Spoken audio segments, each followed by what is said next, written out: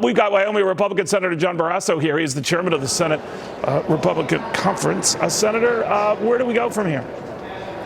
Well, I'll tell you, what I heard today was disturbing and alarming, Neil. I think people all across the country look at this and says the FBI has failed in what it's supposed to be doing. I think that it had taken the law into its own hands. So in terms of, you look at these 17 errors and omissions, these were major problems with the FBI. I think there are a number of us who have been big supporters of the FISA courts in terms of surveillance who now are going to have to take a second look at just how this was abused by the FBI lying to the CIA. I mean, can you imagine such a thing, Neil? Do you think that Horowitz pulled his punches, though? Because Democrats, when they ask him whether this would have been an investigation that was rightly initiated, he says yes. So who's right?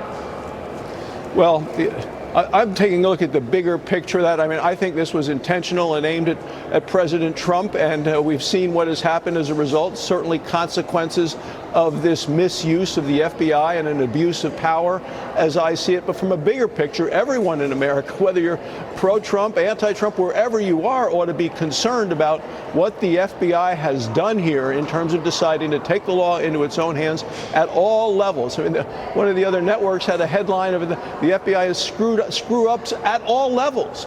At the highest level, we've seen that. So I think it's a lot of concern. It's a very bad day for the FBI and something that should be of concern to all Americans, Neil. You know, Senator, if it turns out the president is along party lines impeached in the Judiciary Committee and then ultimately in the House, and it goes to you guys in the Senate, do you know of any of your Republican colleagues who would go along with that? Well, I think, number one, Neil, in the Senate, it will be a much fairer process than we've seen in the House, which was an absolute lack of the fairness and due process that we should expect. But when you look at what evidence was brought forward, to me, the evidence is weak. It's very flimsy.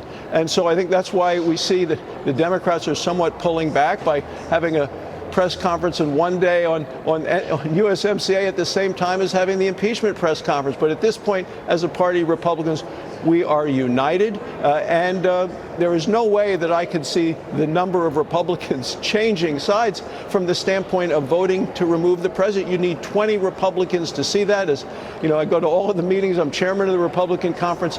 I just don't see people talking that way at all. I think people are offended at the unfairness of the process so far.